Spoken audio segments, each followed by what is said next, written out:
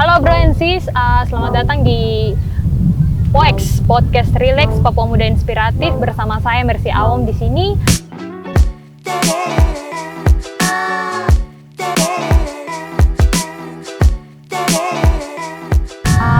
Saya akan mendatangi tamu spesial yang sudah tidak asing lagi di kota Kabupaten Jayapura. Sambut saja langsung Kakak Neil Aiwoy. Halo Kakak Neil, apa kabar? Halo Kakak Mercy. Ini biasa panggil kakak kah, tante kah, mama? Mercy. Ada di Pelagu? Dari Ambai. Mercy. Lagunya kayak keren, kayaknya harus dimodifikasi ya, bercanda. Oh, itu ganti Corina sudah. Corina juga ada. Corina. Mercy itu bikin apa sore-sore di sini, Mercy? Setelah itu mau ambil jagung terhadap kakak saat sore hari ini, kita mau cerita-cerita sedikit terkait Papua Muda Inspiratif. Nah, yang kita ketahui sekarang tuh kalau PMI itu pada dasarnya tuh kayak Palang Merah Indonesia gitu. Dia yang berfokus pada bidang sosial kemanusiaan. Tapi yang tong punya ini kan beda gitu. Saya dia punya nama aja beda, Papua dengan Palang Merah gitu Indonesia. So apa sih Papua Muda Inspiratif itu? Iya, Mercy, terima kasih. Kali ini agak beda ya, maksudnya luar biasa ya, dia punya pemandangannya, view-nya tuh kayak cool banget. Jadi ini keren sekali karena kita bisa podcast tapi ada di tengah ladang jagung. Iya, kayak ini luar biasa, artinya kan sekalian nanti teman-teman di rumah atau bro dan sis bisa lihat ternyata Papua ini kaya sekali tuh. Kaya sekali. Alamnya gitu, nature-nya juga sangat beautiful kayak ini. Iya, jadi orang tidak hanya kenal Danau Sentani saja, atau Danau Sentani, Bukit Teletabis, tapi di bawah Bukit Teletabis sedikit tuh ada kebun jagung tuh di Taware.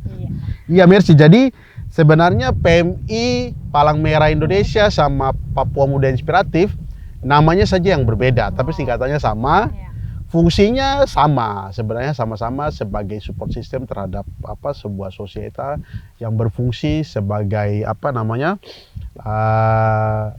penjembatan antara calon penerima manfaat sama yang memberikan manfaat. Jadi kita ini fungsinya adalah sebagai bridge antara pemerintah dan masyarakat, begitu pula swasta dan masyarakat. Nah, agar supaya peran atau fungsi sosial tidak hanya dimainkan oleh satu atau hanya dua community atau organisasi, tapi semua orang bisa terlibat untuk melakukan percepatan pembangunan di tanah Papua.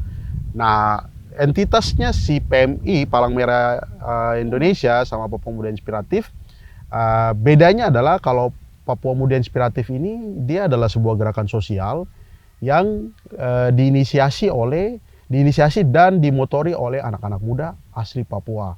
Wow, keren. Tujuan dari gerakan sosial ini adalah untuk membantu pemerintah, baik pemerintah daerah di kabupaten maupun kota sampai di pemerintah pusat di Jakarta, untuk menyampaikan pesan-pesan yang harusnya disampaikan dan sampai di masyarakat, sehingga masyarakat menjadi terbuka pemikiran bahwa hari ini masyarakat tidak sendiri. Nah, itu harus dilakukan tidak hanya oleh pemerintah saja, tapi juga harus lewat anak-anak muda. Nah, bagaimana supaya anak-anak muda ini terfasilitasi dan baik? Harus ada satu wadah. Nah, sehingga peran Papua Muda Inspiratif ini perannya menurut saya cukup vital ya. Begitu pula komunitas-komunitas sosial yang lain. Jadi harapannya kita bisa berkolaborasi sama-sama untuk melakukan kerja-kerja sosial atau fungsi-fungsi sosial. Begitu, Mercy. Jadi Bro and Sis, seperti yang sudah Kakak Neil sampaikan bahwa PMI ini Pemuda Muda Inspiratif, dia bukan hanya bekerja dalam bidang pemerintahan, tapi juga bergerak dalam bidang sosial yang membantu setiap komunitas-komunitas yang ada untuk kolaborasi, untuk mendukung super sistem anak milenial, generasi khususnya yang ada di Papua. Iya. Oke, kira-kira apa sih manfaat dan fungsi dari PMI sendiri? Ya, jadi sekarang kita berusaha dari Papua Muda Inspiratif ini supaya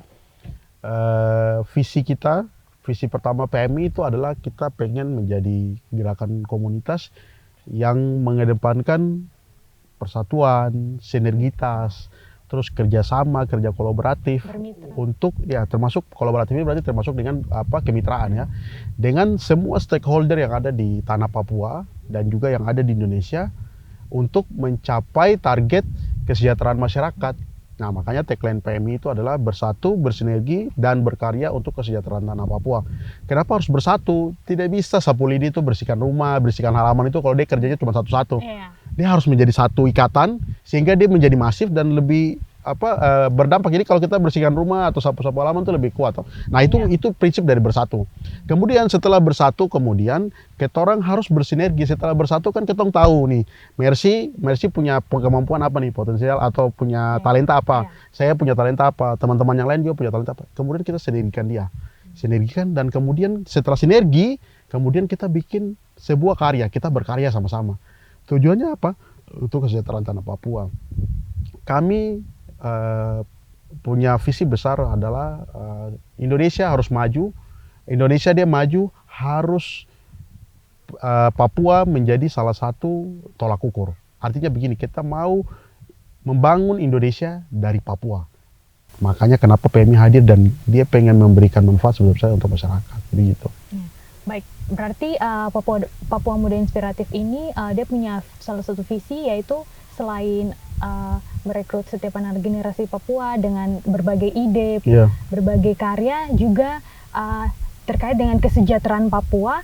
Kemungkinan itu akan mengurangi para pengangguran yang ada di Papua. Apakah itu jadi salah satu? Betul. Itu betul sekali, karena coba bayangkan saja, saya tidak tahu angka pasti secara statistik kampus-kampus khususnya di kota dan Kabupaten Jayapura ini setiap tahunnya itu saya pastikan dia pasti sudah lebih dari 1.000 orang, bahkan mungkin bisa mencapai 10.000. Itu baru di kota dan Kabupaten Jayapura. Coba bayangkan di Papua ini ada 2 universitas besar seperti UNCEN dan UNIPA. Belum lagi di Merauke ada Unsamus, ada Musamus di sana. Terus ada kampus-kampus swasta yang bisa tidak terhitung juga jumlahnya. Nah, mereka ini kalau kita satukan semua, jumlah lulusannya saya yakin tidak kurang dari 10.000 tiap tahunnya. Itu baru dari kampus-kampus yang ada di Papua. Sedangkan saat ini anak-anak Papua ini kita tersebar dari Papua sampai dengan Aceh. Apakah dia melalui program yang pemerintah, apakah dia melalui program yang kementerian, lembaga, atau BUMN misalnya, atau swasta, atau bahkan secara pribadi, secara mandiri dia pergi berkuliah. Itu di Papua sampai di Aceh, boleh dicek, hampir banyak sekali anak-anak Papua. Itu dalam negeri, belum lagi di luar negeri. Iya, benar. 2019, saya, Kak Billy, dan beberapa teman-teman dari PMI, kita pergi ke Amerika, kita ketemu ada lebih dari 200 mahasiswa dan mahasiswi yang berkuliah di US dan Kanada.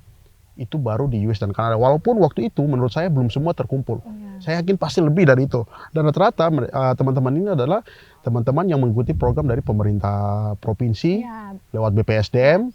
Terus kemudian ada beberapa pemerintah kabupaten kota yang mengirimkan anak-anaknya juga untuk ke sana. Bayangkan, artinya kalau ditambahkan lagi dari yang tadi sampai di Aceh, kemudian yang dari luar negeri, artinya kita tiap tahun itu untuk khusus Papua kita mengusahakan sudah lebih pasti dari 20.000 sampai bahkan bisa 100.000. Kapasitas yang begitu besar. Jadi artinya setiap tahun itu ada sekitar tidak kurang dari 50.000 orang yang lulus kuliah dan harus bekerja. Iya, belum tentu. Nah, permasalahannya adalah jangankan di Papua, di Indonesia Barat saja, Jakarta, Jawa, Sumatera dan sekitarnya itu dengan jumlah investasi yang banyak, tapi ternyata masih banyak juga pengangguran.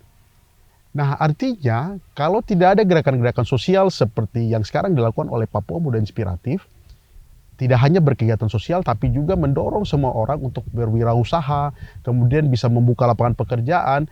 Saya kok khawatir sekali bahwa kalau semua orang tidak melakukan peran seperti ini, atau banyak orang semakin melibatkan diri secara aktif untuk menawarkan diri untuk membantu pemerintah, saya khawatir sekali semua orang akan bermindset bahwa saya lulus, saya harus jadi PNS.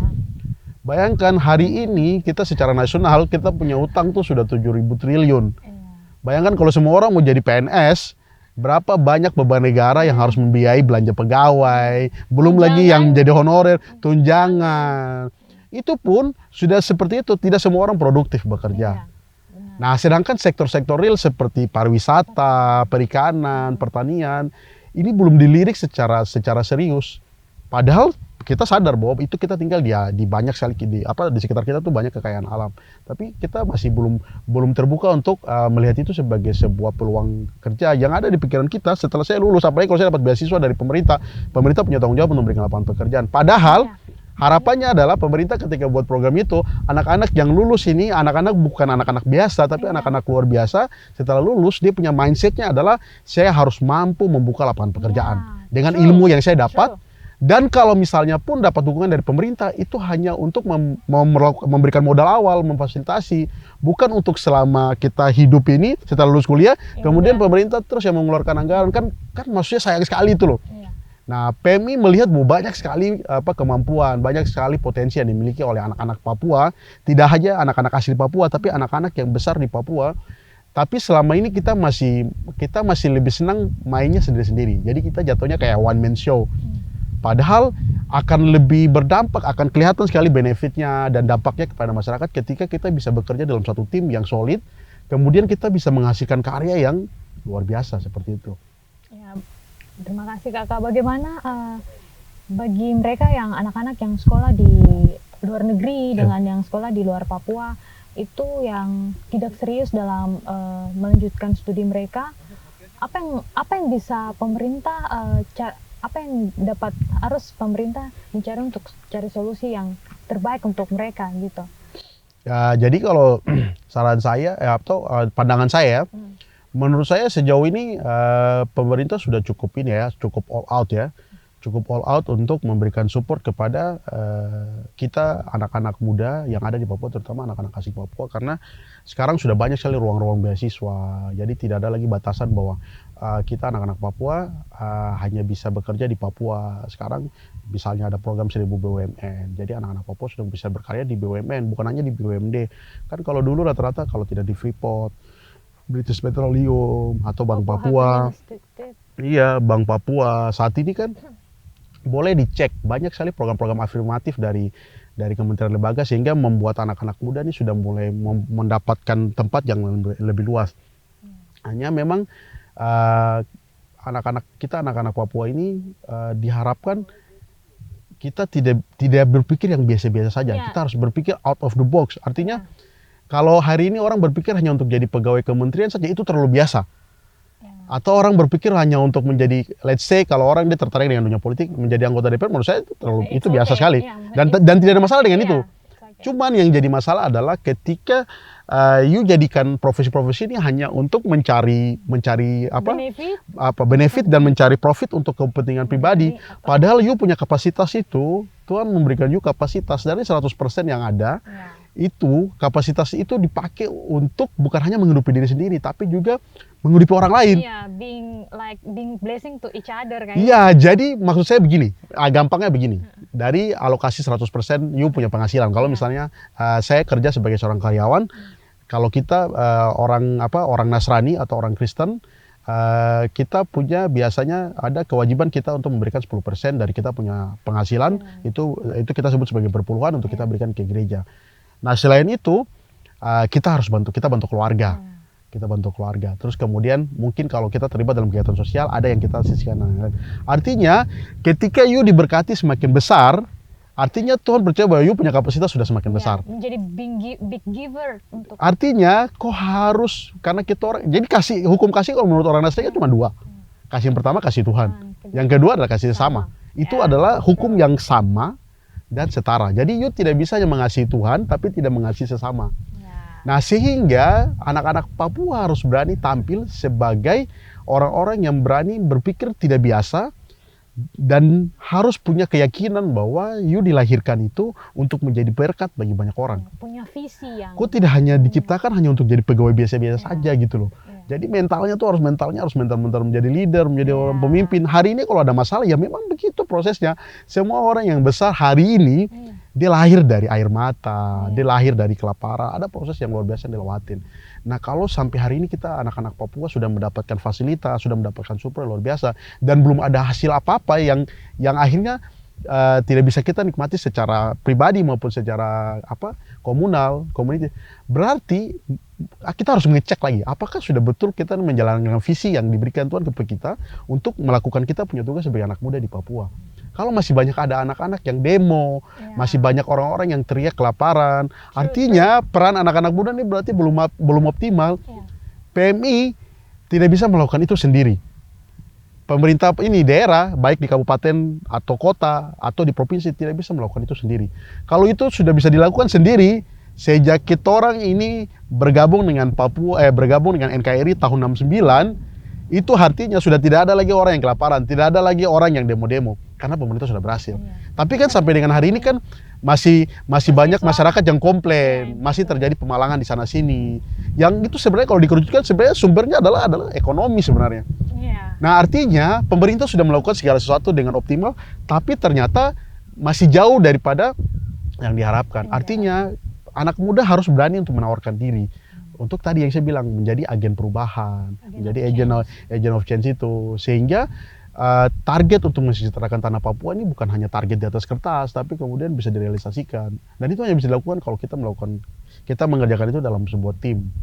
Seperti itu, Mercy. Wow, nice sekali. Nice sekali yang Kakak Neil sampaikan, bahwa inilah yang terjadi di realita untuk kalangan anak muda Papua yang saat ini. Apalagi sekarang kita berada di dunia digitalisasi, yang mana ini merupakan agen-agen perubahan yang harus anak-anak Papua harus belajar untuk be confident, untuk cari solusi. Bagaimana bukan hanya fokus kepada berkuliah terus langsung setelah itu jadi PNS, no, tapi punya mindset, mindset yang mana bisa membuka lapangan pekerjaan bagi masyarakat yang lain, kayak gitu. Nah, jadi satu lagi, Mercy. Jadi PMI kita ya sama seperti organisasi-organisasi lainnya, kita banyak sekali mengalami dinamika dalam organisasi. Dinamikanya itu salah satunya adalah misalnya kaitannya dengan program-program yang kita rencanakan. Jadi dari awal itu kita ada punya 16 program besar yang kita desain sama-sama untuk kita implementasikan sama-sama. Nah, ternyata dalam perjalanannya sejak dari 2019 masuk 2020 kan pandemi. Pandemi. Nah, ternyata pada saat pandemi itu tidak cukup efektif juga nih kita bekerja.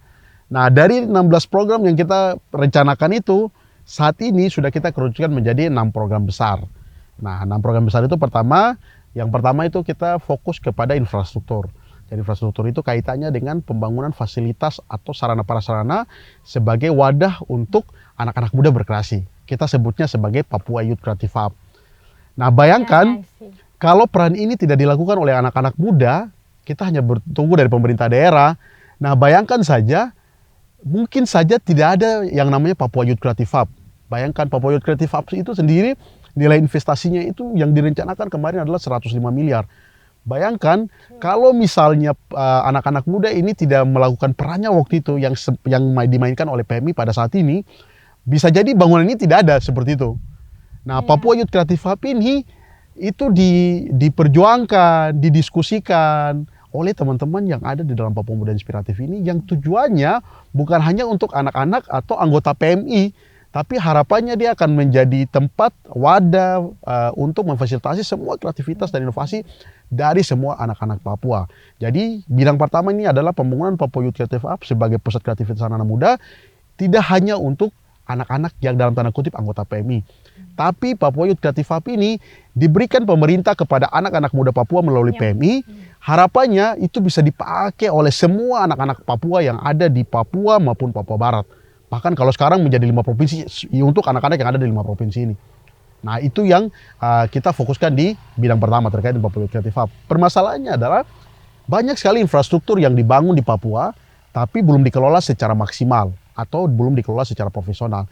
Sehingga menjadi penting sekali selain kita fokus kepada infrastruktur, tapi juga kita fokus kepada ekosistem untuk nanti masuk ke dalam infrastruktur itu untuk mengelola dia.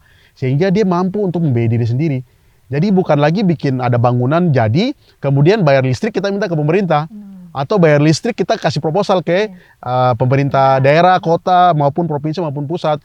Kita pengen bahwa Papua Youth Creative Hub ini dia mampu untuk membiayai diri sendiri. Nah, sehingga Ada lagi bidang 2, 3, 4, dan 5 sampai ke bidang 6. Jadi bidang 2 ini kita fokus kepada UMKM.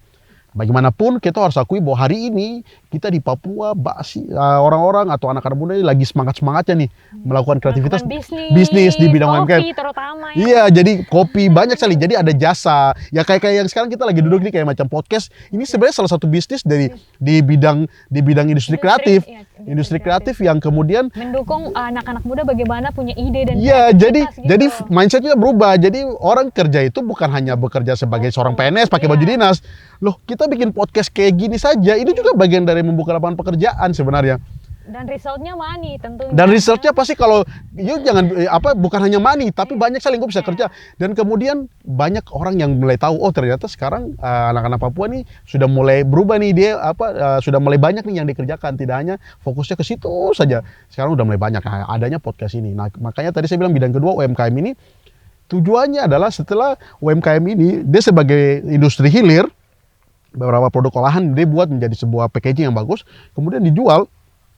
Peran untuk melakukan penjualan, marketing kan itu bisa dilakukan oleh anak-anak di industri kreatif atau melalui podcast seperti ini. Nah, ini yang kita pengen seperti itu. Itu bidang kedua. Bidang ketiga, kita masuk ke bidang industri kreatif. Nah, itu yang tadi saya bilang. Ini adalah salah satu bagian daripada bidang industri kreatif. Kemudian bidang berikut adalah bidang sosial dan budaya. Harus diakui bahwa hari ini penutur bahasa asli Papua, saya tidak bilang orang lain, termasuk saya mungkin bisa jadi tidak bisa membicara dengan fasih, berbicara dengan bahasa daerah atau bahasa ibu seperti itu. Nah, bayangkan kalau saya sudah tidak bisa, kemudian saya tidak melakukan apa-apa, bagaimana nanti di generasi berikutnya? Nah, kita coba untuk memfasilitasi di bidang sosial dan budaya supaya kita mampu untuk memberikan ruang, kita mengadvokasi bahasa, kemudian budaya-budaya seperti membatik, tari-tarian. Jadi jangan sampai perkembangan zaman membuat kita anak-anak Papua jadi ke barat-baratan gitu loh. Jadi lupa gitu. Jadi lupa.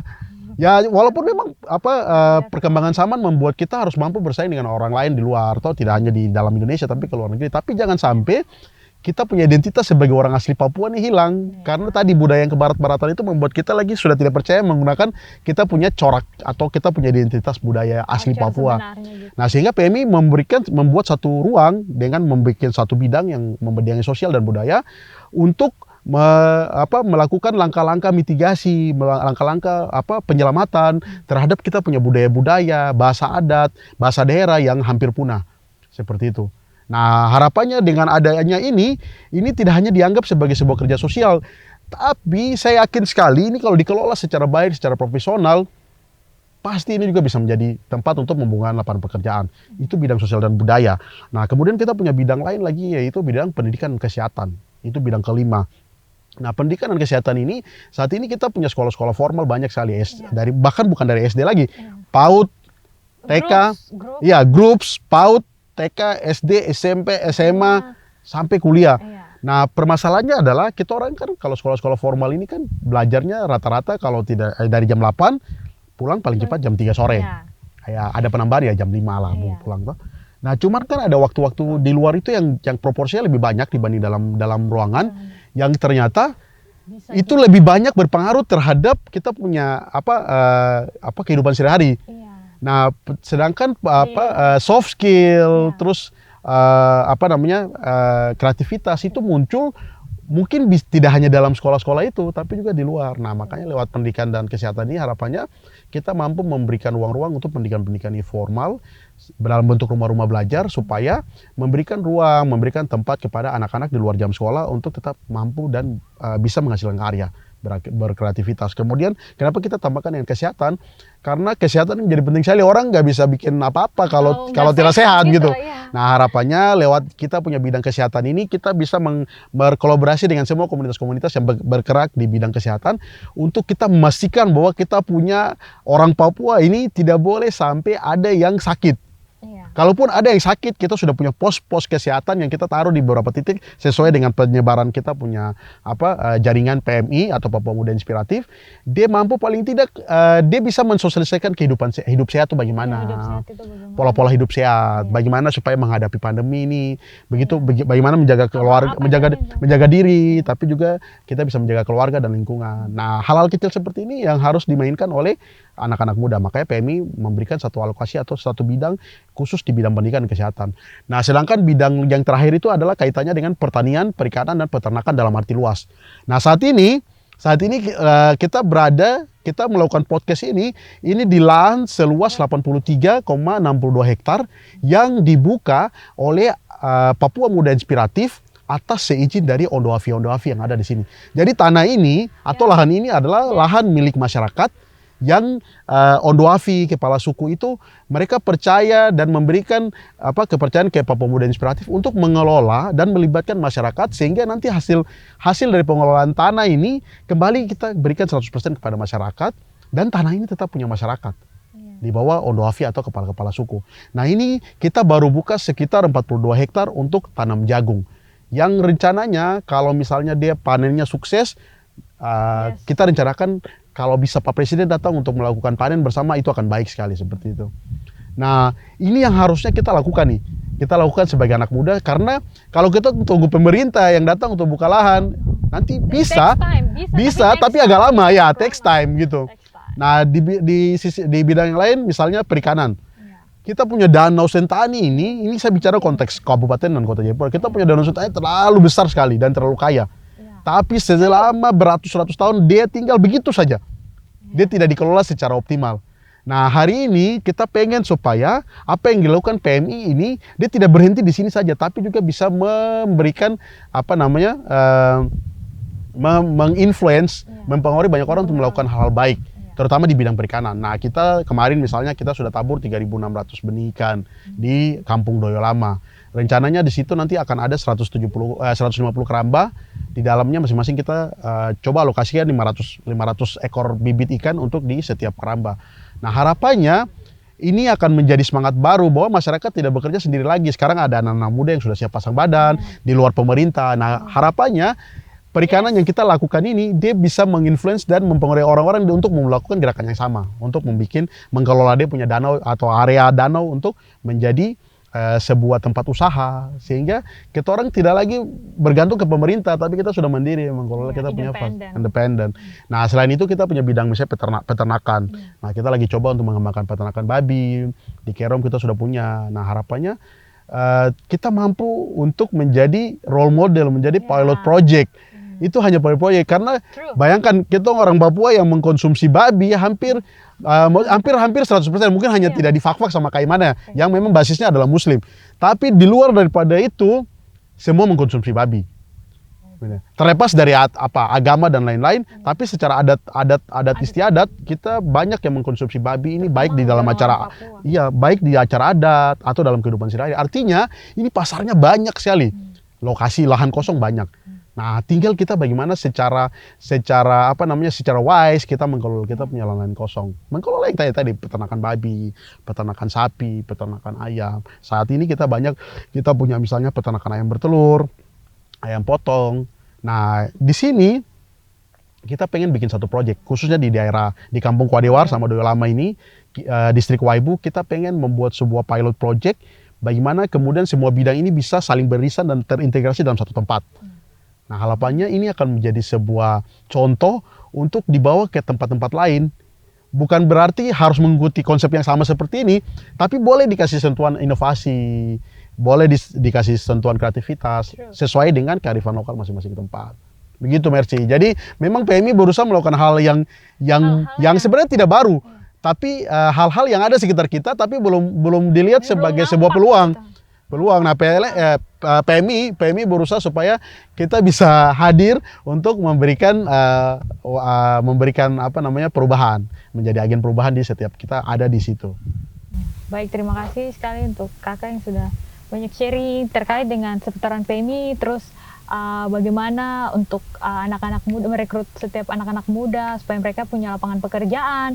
Juga ada beberapa bidang-bidang tertentu yang dilakukan oleh PMI. Itu salah satu caranya untuk merekrut setiap anak-anak Papua, bukan hanya pada saat nanti selesai kuliah terjun dalam dunia PNS, tapi juga dalam dunia wirausaha, ya kakak. Iya, maksudnya boleh jadi PNS.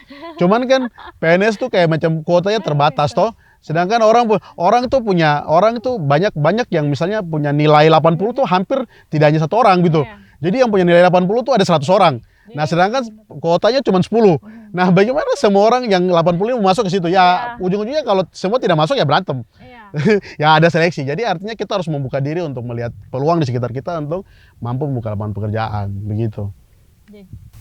Apa harapannya kakak untuk anak-anak generasi milenial Papua ini supaya mereka dapat membuka pola mindset mereka gitu? Bukan hanya misalnya fokus kayak di dunia instansi pemerintahan, tapi juga mereka bisa terjun dalam dunia ekonomi. Maksudnya membuka bisnis-bisnis gitu, sehingga mereka mampu bersaing dengan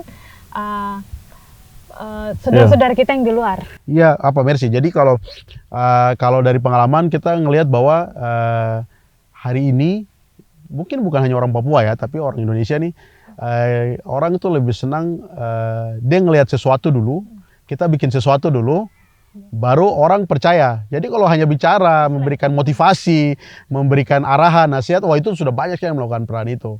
Nah, sehingga Papua Muda Inspiratif, kita tidak mau hanya bicara, tapi kita juga kita punya kita juga melakukan sesuatu. Kita melakukan sesuatu. Kita melakukan something untuk menjadi contoh dulu. Jadi saya tidak akan memberikan banyak janji atau memberikan banyak harapan, tapi apa yang kami lakukan di PMI yang tadi kita sudah diskusi dari awal sampai hari ini, saya berharap ini bisa menjadi motivasi, menjadi semangat baru, bahwa teman-teman tidak usah khawatir kalau hari ini teman-teman merasa bahwa teman-teman berjuang sendiri. Teman-teman tidak usah khawatir bahwa itu semua dialami oleh orang-orang yang punya visi besar, misi besar untuk bangun tanah Papua. Dan PMI pun mengalami hal yang sama begitu. Kadang-kadang kita merasa kita berjuang sendiri, tapi yang membuat kita tidak pernah menyerah adalah kita punya satu yang kita bayangkan dalam otak, bahwa kita pengen suatu saat tanah Papua ini dia harus bisa mandiri secara finansial, dia harus bisa bangkit daripada kebodohan, dia harus bisa mampu membuka lapangan pekerjaan, dia mampu untuk menciptakan atau membuat industri-industri yang tidak perlu bawa dari Jawa sana, karena kita punya banyak potensi. Nah, PMI coba untuk melakukan terobosan, PMI coba untuk membuat sebuah pilot project yang harapannya ini dapat menarik semua orang untuk ikut terlibat dalam kerja besar ini untuk kita punya tanah Papua ini. Nah, jadi harapan saya, ketong harus saling percaya satu sama lain. Begitu. Ketong tidak boleh ada anak Papua yang menjatuhkan anak Papua yang lain. Tidak ada yang namanya kau mengatakan bahwa saya punya ide besar untuk bangun Papua, tapi di sisi lain kau menjatuhkan anak Papua yang lain. Jadi PMI hadir bukan untuk berkompetisi dengan siapapun untuk menjatuhkan, justru kami berkompetisi yang sehat. Justru kami datang terbuka untuk berkolaborasi, bekerja sama, kemudian tadi saya bilang berkarya untuk menghasilkan karya-karya yang bukan untuk kejayaan PMI, tapi juga untuk kesejahteraan tanah Papua. Jadi Papua Muda Inspiratif itu bukan punyanya anak-anak yang kebetulan terdaftar sebagai anggota atau yang disebut sebagai founders, tapi Papua Muda Inspiratif ini dia punya semua anak-anak Papua. Selama kau adalah anak Papua, baik kau orang asli Papua maupun kau hanya anak Papua, orang bukan asli Papua, tapi kau lahir dan besar di Papua, kau adalah bagian dari Papua Muda Inspiratif. Kau boleh melakukan sesuatu. Kau boleh menjadi bagian dari tim PMI, tapi juga tidak menjadi bagian dari tim PMI. Yang penting kita punya visi sama untuk bangun tanah Papua. Seperti itu. Baik, jadi itu ya harapan dari Kakak Neil. Semoga bro dan sis dapat manfaat dari setiap podcast Relax Papua Muda Inspiratif ini, sehingga dapat bermanfaat dimanapun bro dan sis berada, biar bro dan sis juga dapat jadi role model, bukan hanya di dalam keluarga, tapi di society, di dalam kemasyarakatan. Dan Papua Muda Inspiratif tidak menutup kemungkinan buat bro dan sis untuk bergabung, untuk sama-sama berkolaborasi, berkarya, berkreativitas di dunia industri yang saat ini lagi diincar oleh memang banyak orang. Baik, terima kasih. Demikian. Oh iya, satu lagi. Jadi kalau mau cari informasi lebih detail dan mau jadi anggota PMI, teman-teman bisa datang ke Sekretariat Papua Muda Inspiratif yang ada di bawah sini. Ada kontak personnya juga, teman-teman bisa koordinasi sama kontak person di bawah ini. Teman-teman datang saja. Kita punya semua yang teman-teman butuhkan. Teman-teman boleh datang ya ke Sekretariat PMI. Makasih. Oke, demikian podcast Relax Papua Muda Inspiratif. Saya Mercy Awom. Saya Neil. Mengucapkan terima kasih atas perhatian dan partisipasi bro dan sis dalam channel podcast Relax Papua Muda Inspiratif. Thank you.